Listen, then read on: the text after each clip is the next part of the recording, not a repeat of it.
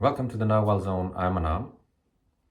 Today I want to tell you about a hard-coded law, rule. By hard-coded, I mean you cannot get away from it. It is hard-coded into the fabric of reality as we know it. And the Toltec seers contend that it is hard-coded into reality as it is, whether you know it or not. It is most probably hard-coded not only in the unknown, the known, it is also hard-coded in the unknowable, most probably. I'd bet my money on it. And no, it is not the law of attraction. You know what the law of attraction seems like to me? You know that Chinese food you get, the cheap shit, where you get Chinese food? Yeah? Have that. And then if you ever happen to go to China itself, go to a village, a remote village in China. And if you are fortunate enough to be invited into the house of someone in that village, and they cook Chinese food for you, the family cooks Chinese food for you, and you eat that food. That is the difference between the law of attraction. It's cheap Chinese food that you get down the road. It's not even Chinese street food from Hong Kong. It's cheap shit from where you get down the road in the West. Westernized Chinese food or any other food, right? And then this law that I'm going to tell you. If you can stop resisting this law, it took me years to stop resisting this one and really get behind it. It really did. If you can do that, you will grow so fast. You will accomplish so much in your life. And you will you'll attain so much in yourself. So law of attraction, and then this law. A little bit more about this law before I tell it to you. It is non-negotiable. You cannot argue against it. You can't debate with it. Oh, well, no, I think it is like this. I think it is like...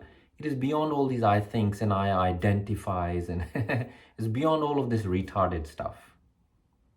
Okay? It is what it is, and if you can stop resisting it, get behind it, let it guide you, you will be the one to gain. Okay, what's this law? What is this law? What is this God that Toltec warriors worship? If there was a God somewhere, this would be the God that Toltecs worship. The law is relentless repetitions reveal relevant results. So I call it the law of ours. The God of ours. Our God. Our God. Relentless repetitions reveal relevant results. Is there a debate? Can you debate against this? Now, unlike the law of attraction, supposed to be a law, by the way, acts more like prayers. Please, God, give me something. God may or may not give you something, whatever you ask for. It's like prayers, isn't it? You get kind of 50-50 chance. It's gambling. The religious guy will come along and say, no, that means you don't understand the power of prayers. I do. In my Christian days, I was known as a prayer warrior. I was widely recognized this guy is into prayer. Yes, I know about prayers. Don't give me that nonsense. You are the one who don't really know about prayer. Prayer is more like gambling. You may get it, you may not get it. If you don't get it, you'll go, oh, God works in mysterious ways. Yes, yes, yes. If you get it, you'll go, God is great. God is great. Oh, God is so amazing. Right? It's juvenile. It's spiritual. It's juvenile spirituality. Unlike the law of attraction, which is exactly the same, sometimes it works, sometimes it doesn't, but all these people who've made their millions selling the books and the podcasts and the audio cassettes and this and that about the law of attraction will insist, just like the Christian and the Muslim and the Jew and everyone else, the religious guys are saying, no, prayer works. And the law of attraction people are saying, no, law of attraction works. It's all the same stuff. They're all just peddling their religions. Abraham Hicks is going to come along and no, think positive and feel happy and you will get everything you wanted in life. Not really. That life is, don't cheapen life to that level of retard. Look at your life first. Look at it. There's nothing missing. You're not missing any vital pieces by studying the law of attraction or Abraham Hicks and feel happy. And they all have their place. Of course, feel happier, you'll get a happier, you experience happier moments, of course. But there's a balance to these things. And these things can be debated against. I've just done it. They can be argued against very successfully if you actually look at your own life evidence. But this law of ours cannot be argued against. If anyone is debating the law of ours, and no, it may not be true, relentless, relevant results never reveal, anything.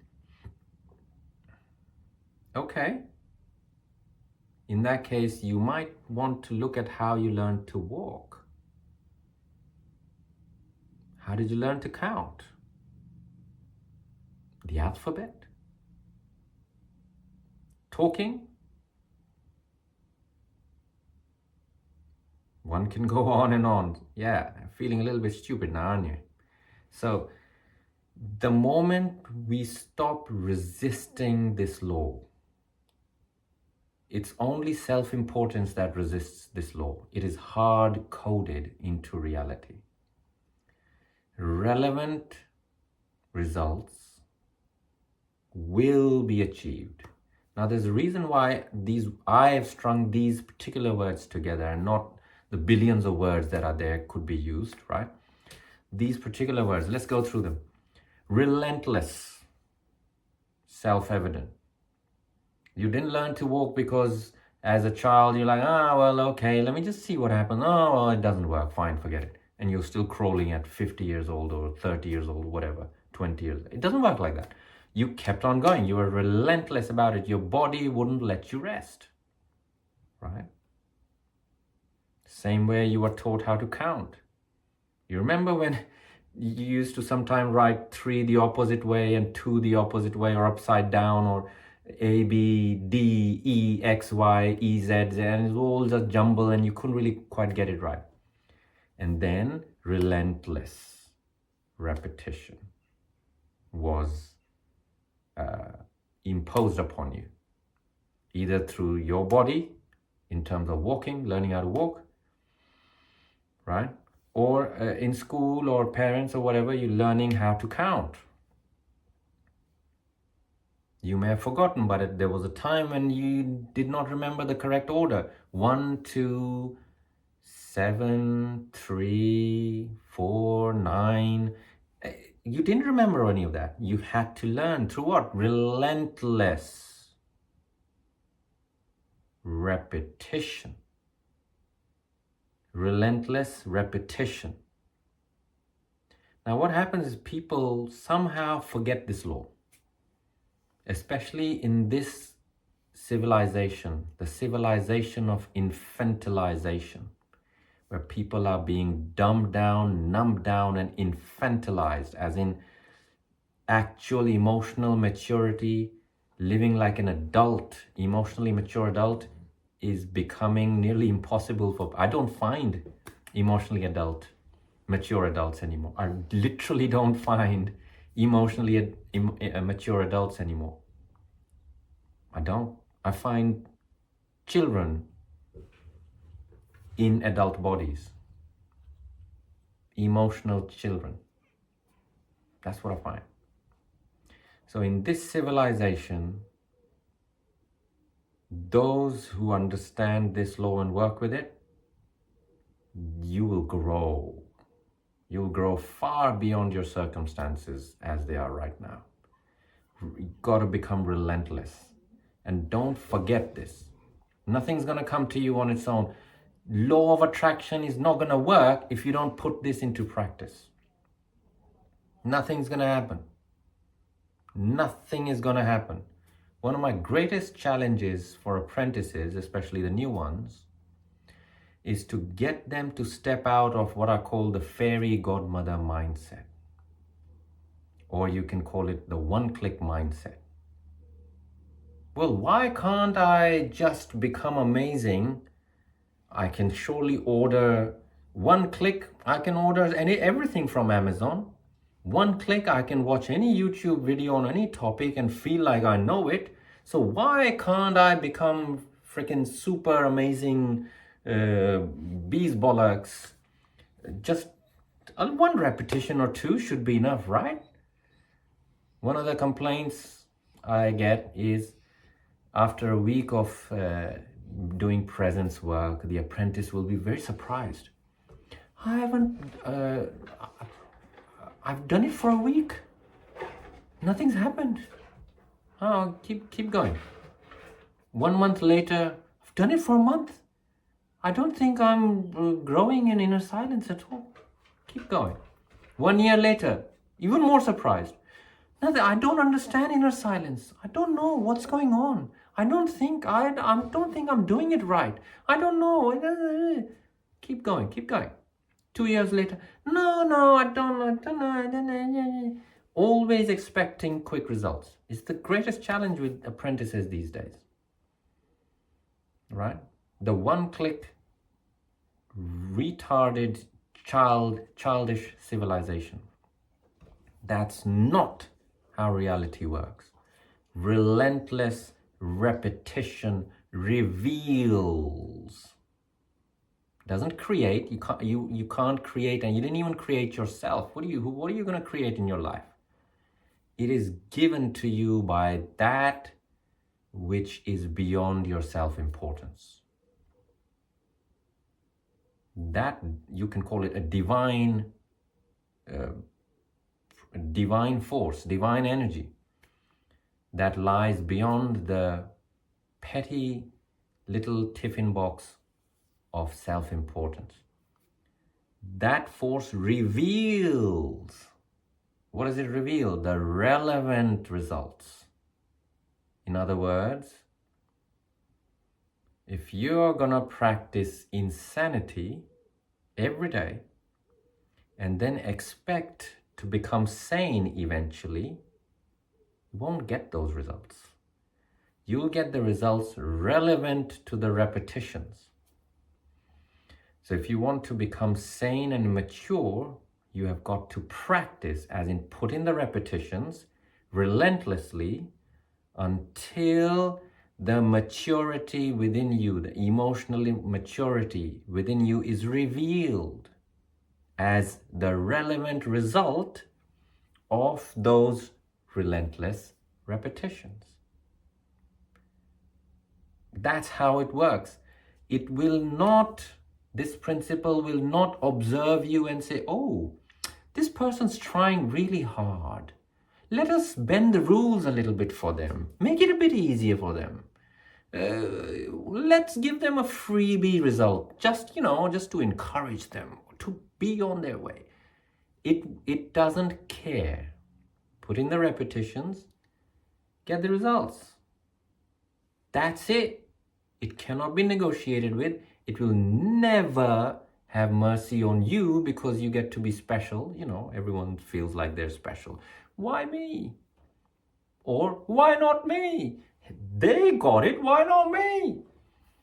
Yeah, no one is special under this law. This law is the greatest equalizer. Apart from death, this law is the greatest equalizer. Everyone has to serve this law. So, in your life, oh, this doesn't work and that doesn't work. I've been trying so hard and I've done this and I have done that. And you're like, oh, nothing works. All right, look at what you're repeating. Take a cold, hard look. Step aside from your self-importance, your self-righteousness. No, I am right. Why are the results not coming?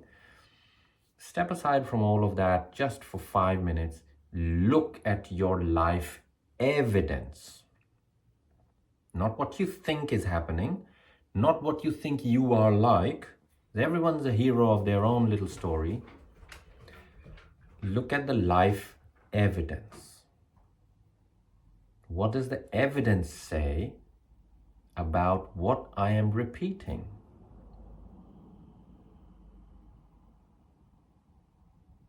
Apprentices want to be free. Somehow they will chase this idea of freedom. Free. Oh, I'm apprenticing because I want to be free. Okay, you want to be free. All right.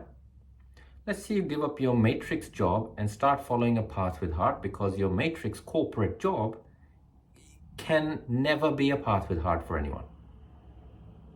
Suddenly, oops. Oh, well, no. And then the deep fear of survival comes in because the parasite isn't fucking around. And suddenly it is revealed where these people really are at and where they think they want to be at. Now, you're going to repeat going to your job every day with no strategy for your life except living for the job, and then you're expecting freedom as a result. Because what? Anaam's going to just sort of wave a magic wand. Anaam's your little fairy godmother. It doesn't work like that. I see not so many, literally everyone's doing this. Forget apprentices, they're at least apprenticing, they're giving themselves a chance. You've got to look at your life evidence. At one point, many years ago, I used to train women who were getting beaten up in their houses. I wouldn't call them homes, by men or whatever, their husbands, partners, whatever. I used to train these women in self-defense. And every single time, these women were thinking that by staying in that situation, somehow, given enough time, change will happen. They'll stop getting beaten up. He will stop getting drunk on Friday night and beat her up. Somehow, if she gives enough love, or the situation somehow just continues long enough, it will change. Now, hold on. You're practicing toxicity and expecting pristineness. Amazing, isn't it? I cannot emphasize enough the insanity of that way of living. And it is permeated in every single part of your life. And you've got to be able to look at every single part of your life, every single thing. The time you get up, the way you get up, even that. The way you get up, you want a great day ahead of you, a happy day, a day with less misery, let's say. How do you get up? With what attitude do you get up? What are you practicing when you get up? Yeah. Look at every damn thing in your life from the moment you get up, the way you sleep, what you sleep on, where you sleep, how you sleep, when you sleep. Get up, then all the way, every minute thing, look at it in your life until the time you go to bed again. Just one day, look at it and note down, what are you actually practicing? And I guarantee you, I'll give money to anyone who does this genuine homework and says, oh, I'm practicing this, but the results I'm getting are completely different. You will never find that. What you're practicing, whether you like it or not, whether you want it or not, it doesn't matter. The law does not recognize any of that. What you're practicing in actual real life, moment to moment, are the results you're getting. Simple. Absolutely simple. Your job is to get behind this law. Don't be insane anymore. They're expecting something else, practicing something else. Doesn't work like that. Make your practice coherent with where you actually want to go. And then the relevant results will reveal themselves. You won't be creating anything.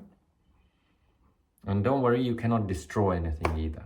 You can harm yourself, but you won't be able to destroy anything of, at least of lasting value. You cannot destroy truth or honesty, right? You cannot destroy conscience. Can you destroy conscience? You can harm yourself by living against your conscience. You can't destroy your conscience, right? So that's what I mean. Look at yourself. I'll say it again.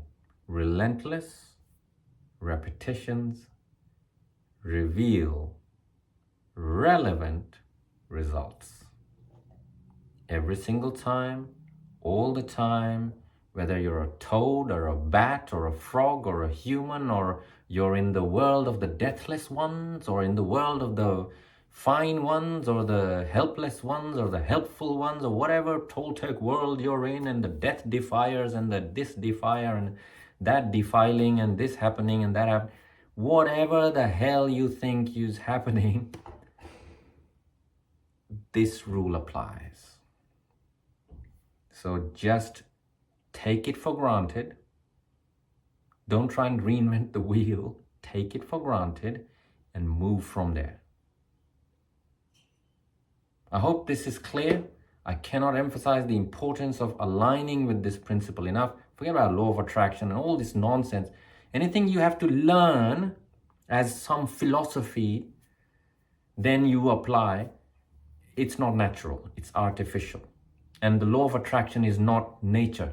Nature does not evidence the law of attraction. Humans run after it because greed. I want, it's self-importance. I want, my me, I want. Right? Nature evidences relentless repetitions reveal relevant results. Every single time. Nature works like that. Your body is designed to work like that. Your heart knows to pump. It knows the blood will go everywhere. Every single time. All the time. Without fail. The heart doesn't have to law of attraction and do affirmations. Oh, well, you know, oh, yes. Doesn't have to do any of that. The heart knows. Nature knows. Your body knows what it's working. It's working on the principle of repetition. Breathing. So remember this. Get behind it. All right. On that note, let me know in the comments what you think of this video. Keep the comments intelligent. And I will see you in the next video. Walk in freedom. Farewell.